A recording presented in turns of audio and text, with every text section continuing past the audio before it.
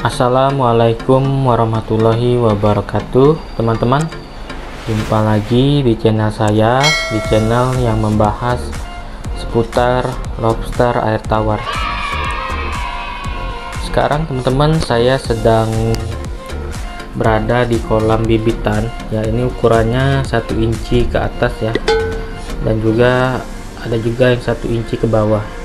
Ini ada salah satu bibitan yang sedang makan toge nih tuh. Jadi toge ini teman-teman salah satu favorit kesukaan dari lobster ya. Jadi kalau untuk sayur itu toge itu yang sangat digemari oleh lobster ya. Kalau untuk lobster saya itu toge ya, tapi nggak tahu kalau lobster teman-teman tuh yang mana yang paling senang. Tuh, kita lihat ya sekali lagi, besar tuh. Jadi makannya itu teman-teman sangat sedikit sekali ini ya.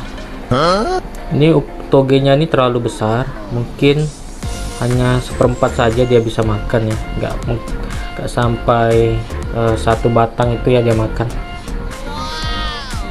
Nah ini teman-teman, kalau saya melihat kolam ini ya teman-teman, ini dulunya bekas penampungan air ya. Ini adalah kolam yang memang pertama kali saya belajar budidaya lobster air tawar. Di kolam inilah saya memulainya itu dari nol. Saya membeli 100 bibitan ya. Ini sudah saya sering share ke teman-teman di video sebelumnya. Banyak sekali ya, ada 100 ekor itu saya beli bibitan yang ukurannya tuh 1 inci ya.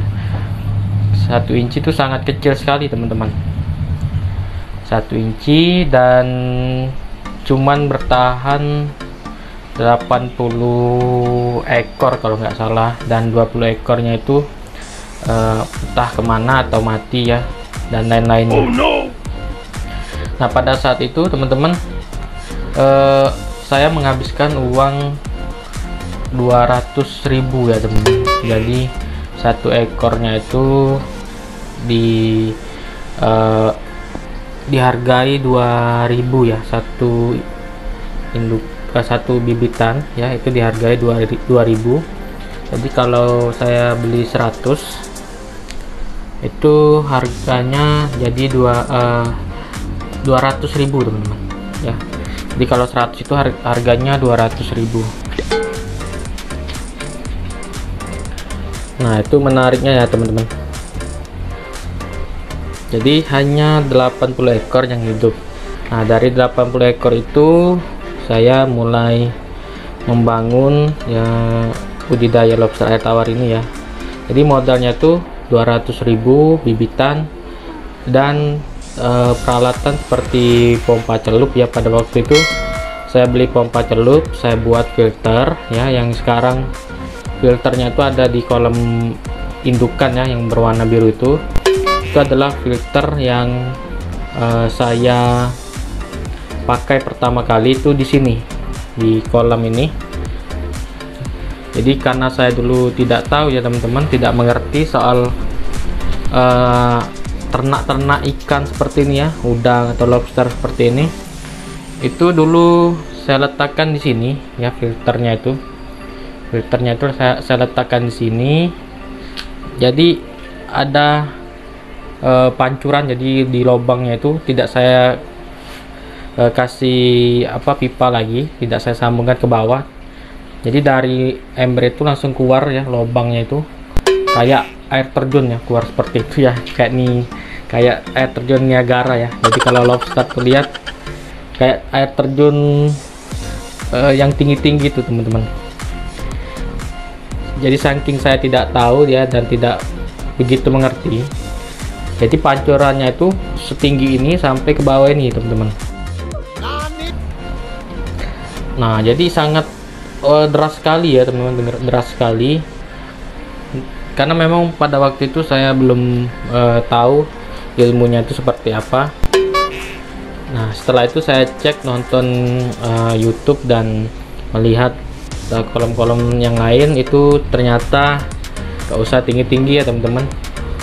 Atau dibuat pipa ya, disambungkan ke pipa, terus pipanya itu ya, pipa seperti ini dikasih lubang-lubang kecil-kecil, nanti dia mancur ya, kayak air pancuran seperti itu ya teman-teman. Jadi modalnya itu 400.000 ya, itu belum termasuk pakannya dan lain-lainnya ya teman-teman. Jadi awalnya itu 400.000, sangat kecil sekali ya, sangat minim sekali. Dan mungkin saya itu bersabar ya teman, bersabar. Bagaimana sih belajar budidaya ini?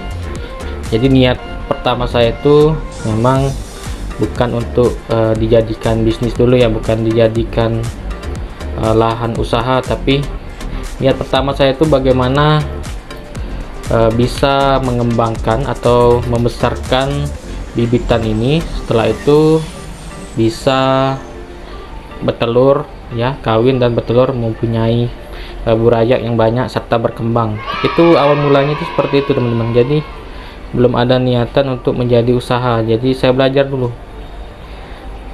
Nah makanya kalau niat kita itu memang pertama itu belajar ya, bukan usaha, takutnya nanti kalau kita niat kita itu usaha tidak sesuai ekspektasi ya keuntungannya, dan dia nanti akan kecewa.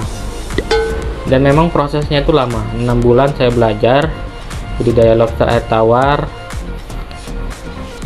dan memang tidak ada mentor, tidak ada yang membimbing saya pure murni dari otodidak belajar ya, melihat YouTube, sosmed dan lain-lain, serta menganalisa bagaimana sih karakteristik dari lobster air tawar ini.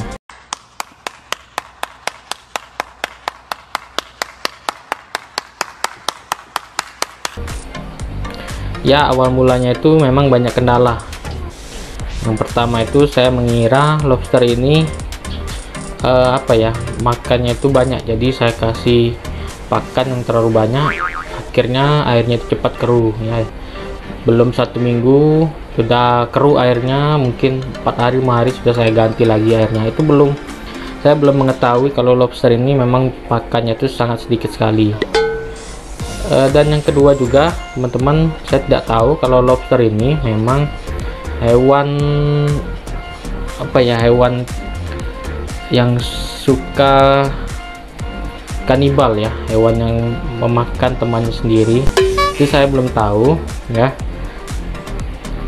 Setelah saya cek analisa, ada lobster yang mati ya, dagingnya itu tinggal setengah ya, badannya itu saya lihat ternyata memang lobsternya ini kanibal, karena saya pertama kali lihat ada lobster makan temannya sendiri. Jadi jadi dagingnya itu atau badan itu tinggal setengah, itu sedang dimakan oleh temannya sendiri.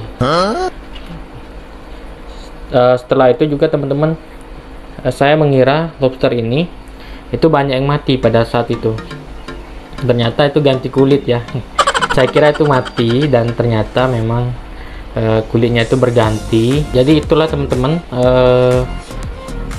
memang budidaya lobster air tawar ini harus sedikit sabar ya, nggak boleh gegabah teman-teman, tidak boleh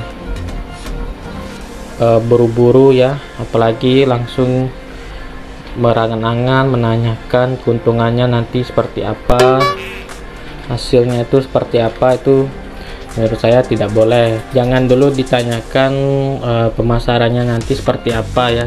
Seperti perkataan Bob Sadino ya, belajar goblok ya.